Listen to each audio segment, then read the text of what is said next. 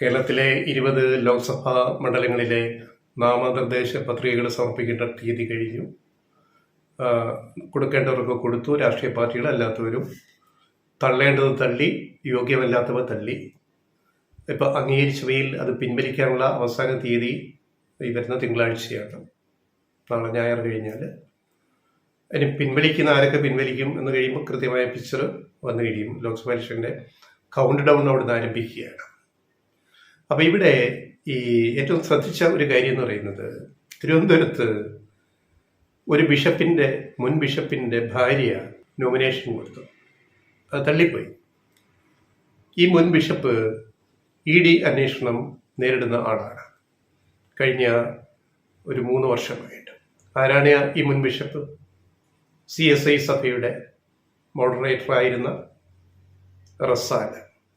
അദ്ദേഹം വാർത്തകളിൽ നിറഞ്ഞ ഒരു സമയം ഉണ്ടായിരുന്നു 2 കൊല്ലം മുമ്പ്. ED അദ്ദേഹത്തിൻ്റെ സ്ഥാപനങ്ങൾ, സഭയുടെ CSI സഭയുടെ കീഴിലുള്ള കാരക്കോടം മെഡിക്കൽ കോളേജ് പ്രിമൈസസ്, അന്ന് അദ്ദേഹം ബിഷപ്പ് റസാലും ബിഷപ്പിൻ്റെ താമസം, വസതി, മറ്റ് സ്ഥാപനങ്ങൾ, ഇവിടെയൊക്കെ ED റെയ്ഡ് നടത്തി.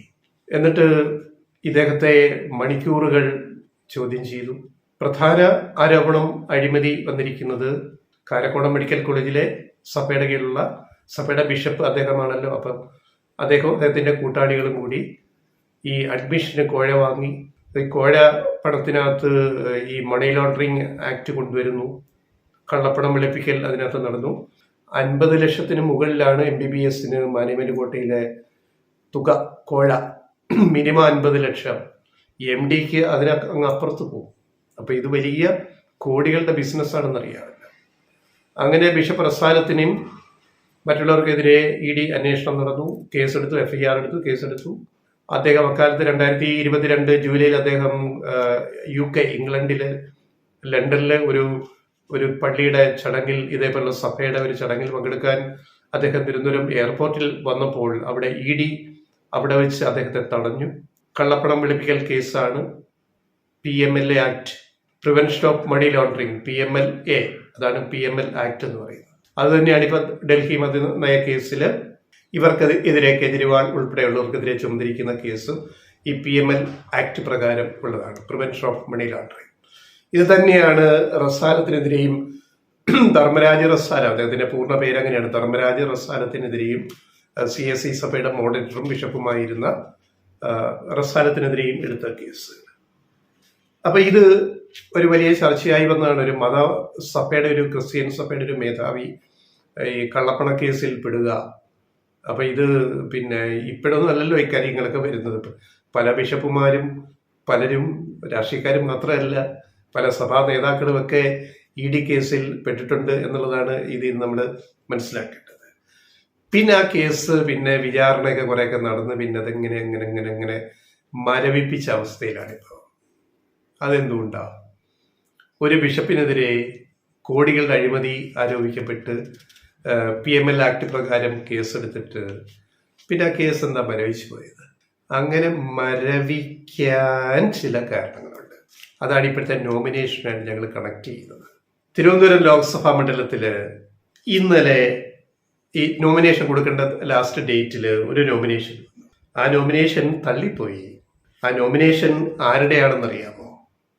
ഷേർലി ജോൺ എന്നയാളിൻ്റെയാണ്. ആരാണ് ഈ ഷേർലി ജോൺ?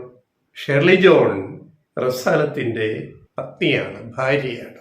നമുക്കറിയാം, ചില സഭകളിൽ ബിഷപ്പുമാർക്ക് വരെ വിവാഹം കഴിക്കാനുള്ള സ്വാതന്ത്ര്യമുണ്ട്. സെലിബസി അവിടെ പ്രായോഗികമല്ല, ആപ്ലിക്കബിൾ അല്ല. ഇപ്പം കത്തോലിക്ക സഭയിൽ, വത്തിക്കാൻ കേന്ദ്രീകരിച്ചുള്ള സഭകളിലൊക്കെ സെലിബസി, അതായത് പുരോഹിതന്മാരും വിവാഹം കഴിക്കാൻ പാടില്ല എന്ന നിയമമുണ്ട്, സഭാ നിയമമുണ്ട്. പക്ഷേ പ്രൊട്ടസ്റ്റന്റ് ചർച്ചിൽ, ഇപ്പം ആംഗ്ലിക്കൻ ചർച്ച് ആയാലും, UK-യിലെ, ഇംഗ്ലണ്ടിലായാലും, ഇവിടെ മർത്തോമാ സഭയായാലും, ഇവിടെ CSI ആയാലും, ഈ സഭകളിലൊക്കെ വൈദികർക്ക് വിവാഹം കഴിക്കാം, കുട്ടികളാവാം, കുടുംബജീവിതം നയിക്കാം. ഷേർലി ജോൺ തിരുവനന്തപുരത്ത് നോമിനേഷൻ കൊടുത്തു. ആ നോമിനേഷൻ ചില സാങ്കേതിക കാരണങ്ങളാൽ തള്ളിപ്പോയി. പക്ഷേ ഇതിനകത്തൊരു പൊളിറ്റിക്സ് ഉണ്ട്.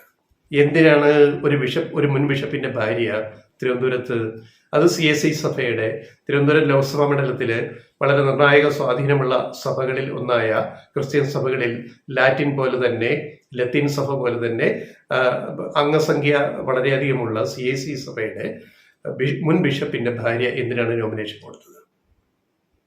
അവിടെ ഒരു സംഘപരിവാർ കളിയുണ്ട്.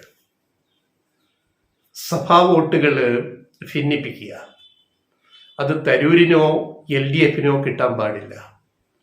ഭിന്നിപ്പിച്ചിട്ട് ആ വോട്ടുകൾ പല വഴിക്ക് പോയി കഴിയുമ്പോൾ BJP സ്ഥാനാർത്ഥി രാജീവ് ചന്ദ്രശേഖർക്ക് ഇപ്പോഴത്തെ കേന്ദ്രമന്ത്രിക്ക് ഒന്ന് കടന്നുകൂടാനുള്ളൊരു സാഹചര്യം അവിടെ ഉണ്ടാക്കുക.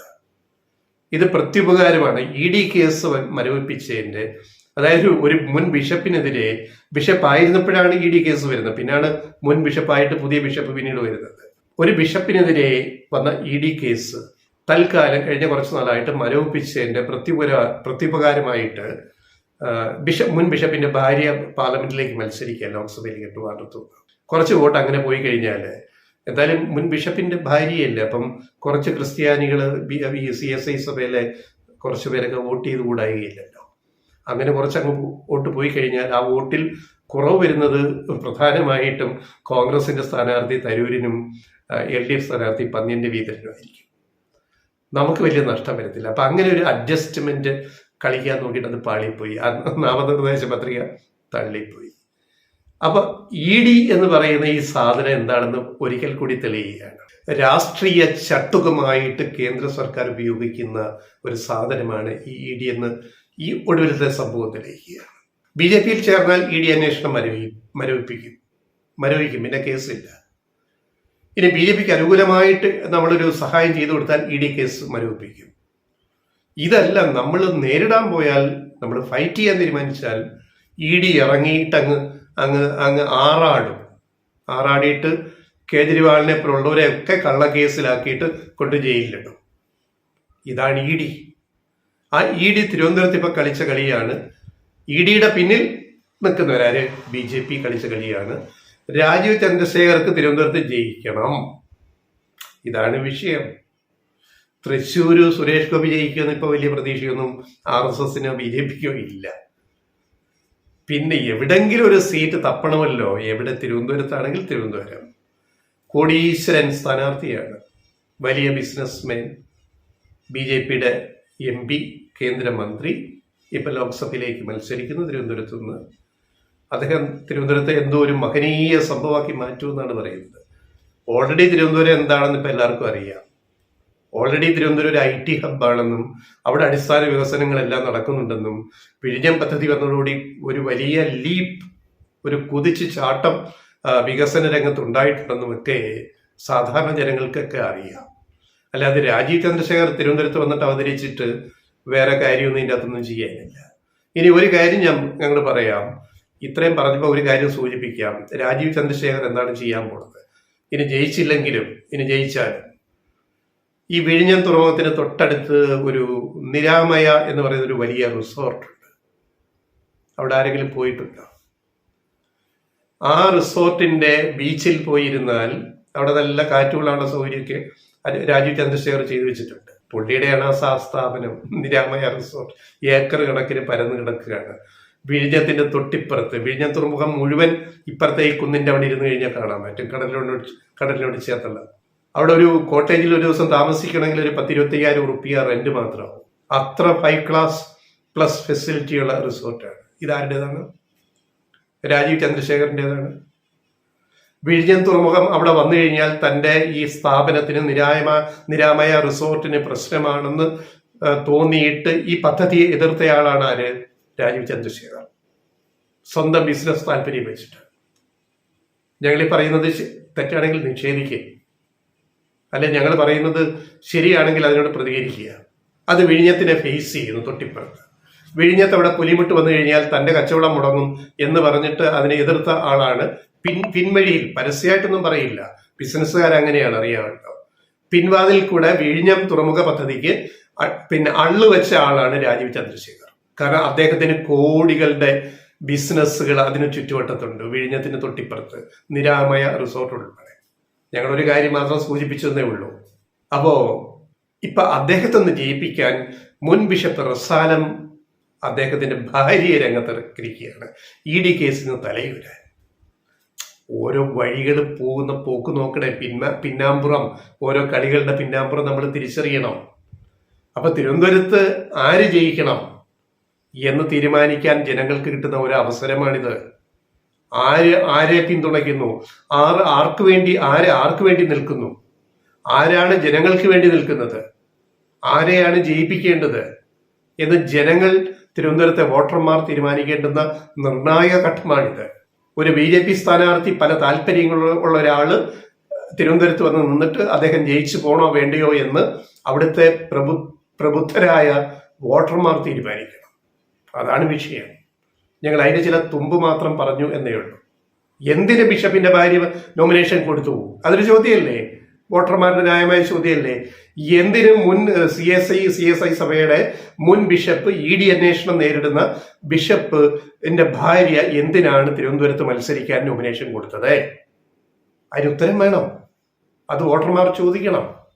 അക്കാര്യമാണ് ഞങ്ങൾ ഇവിടെ ഉന്നയിക്കുന്നത്.